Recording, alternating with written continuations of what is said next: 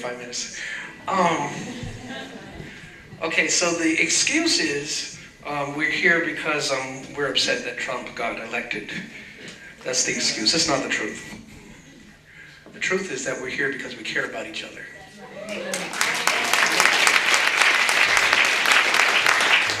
It's a great excuse to get together, though. I want to thank the Unitarian Church for having us here. I think that's fantastic. It meant so much for us on the steering committee trying to figure out what to do about rain. I want to thank all of you for being here, and I want to apologize for not having a really well-written speech. I've been dealing with logistics and that sort of stuff, so I have it in different places, and we're just going to get started, all right? I would like to start, if I may, with a call and response. That's what us black people do, you know, call and response, right? So I'm going to say, Black lives matter. Black lives matter. Black lives matter. Black lives matter. I'm going to say, when all lives matter, and you're... When all lives matter. Black lives matter. When all lives matter. Black lives matter. When all lives matter. Black lives matter. Thank you.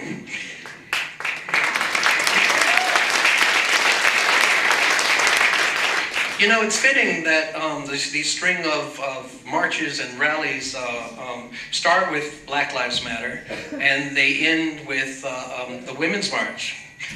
Because Donald Trump's rise to the presidency started by defaming the citizenship of the most prominent black life in our nation, President Barack Obama. And it ended with chants of "lock her up" in reference to Hillary Clinton. No candidate in living memory has so embraced the politics of destruction, divisiveness, and unashamed bigotry as the Donald. If personal destruction, divisiveness, and bigotry are the disease, then we, the people, must provide the cure. In a word, the disease is hate, and the cure, of course, is love. Now, not a sickly, sweet, sentimental love built only on platitudes and gentle feelings, but the robust, fierce love of a mama bear protecting its cubs. The tough love of a father firmly correcting a wayward child. And the passionate love of a pair of lovers who endure all challenges and heartache for the sake of each other. Leviticus tells us, I can do this because we're in a church, right? Okay. Leviticus tells us, you shall not hate your brother in your heart, but you shall reason frankly with your neighbor, lest you incur sin because of him. You shall not take vengeance or bear a grudge against the sons of your own people, but you shall love your neighbor as yourself. One of my favorite truisms is that minds divide and hearts unite. So to have a people's rally for unity and equality does not mean that we're all going to agree on everything, right? Some of us thought some of the language that we used was too harsh. Other folks told us that we weren't harsh enough. Some folks thought that we should have stayed out in the rain. Other folks thought that we should come here. This is minds dividing, that's all that is. This is a normal thing that minds do. This is always going to be true. The challenge, the challenge of this is when we disagree with someone so much that we change our minds about them, and then eventually change our hearts about them, right? So it's not about disagreeing, it's about keeping people in our hearts. Excuse me while I flip through this. You know, this can happen in families, with neighbors, with the best of friends. So I have a challenge for all of us. I would like, if you would, everyone to close your eyes. And especially if you're in a social justice organization, but any organization that you're in, I am sure you can think of someone that you have had a serious disagreement with, right? And this is an organization where you're all working for the same end. And even there's someone that you've had a serious disagreement with. And I want you to just be with the question, do I have to give up my opinion to reopen my heart to them?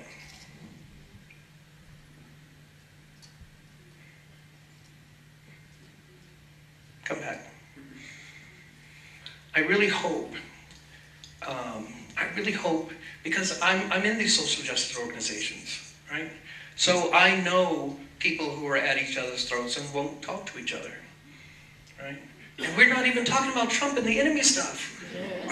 We're talking about the people that we love and care. And so the challenge, of course, I mean, if we're going to take on what we have coming towards us, and we're going to do this unity thing, that's not just us coming here, right? This is an easier demonstration. The real demonstration will be for you to go back and figure out who it is that you can reconcile with, so that we really can move together. Jesus gives us a tougher challenge, much tougher challenge, which is to love our enemies, right? Now notice that he doesn't pretend that we don't have enemies, right? He says to love our enemies. Make no mistake, Trump is our enemy. But the point of all this is that as citizens and as social justice advocates, we have to learn to struggle, to oppose, to fight without personal hate in our hearts. Or the way Michelle Obama puts it, when they go low, we go high.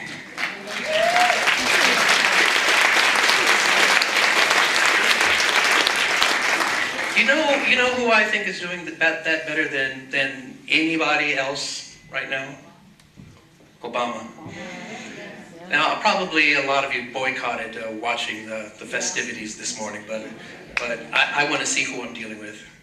I've seen a lot of it, but right? So, I'll tell you, I watched Obama embrace him today, and I don't think it was phony. I really don't. Now, this is someone who has opposed, and no one can be more upset than him and Hillary, right? But he still has faith in America. He still has faith in the redemption of that man whose policies he will continue to oppose. And so that is what I think that we need to do here today. So I'll just wrap it up by saying I want to mention a couple of organizations. Well, first of all, I want to say something about white people.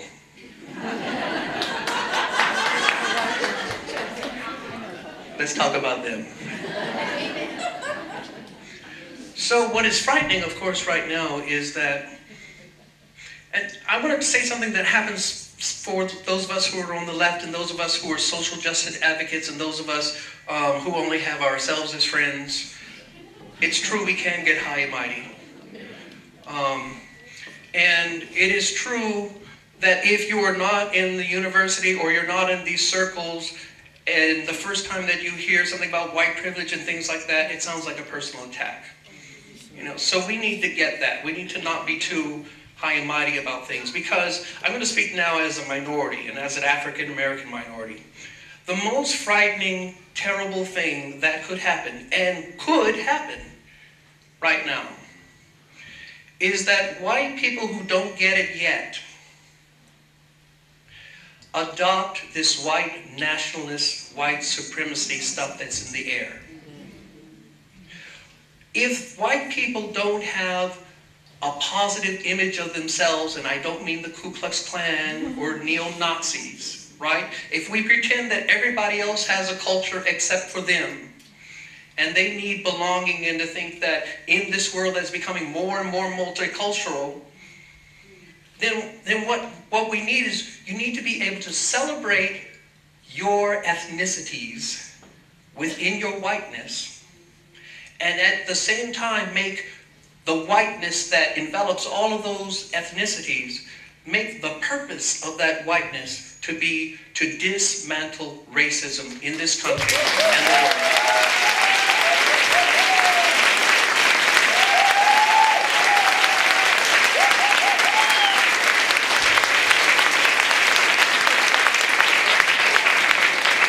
So the organizations, and then I'll get off, the organizations that I want to mention are, of course, Whites for Racial Equality.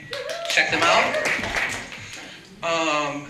The National Coalition Building Institute has been doing this longer than anyone else, and they do it in the right way. And our local National Coalition Building Institute is falling on hard times, and there is no organization that is more perfect and more needed right now.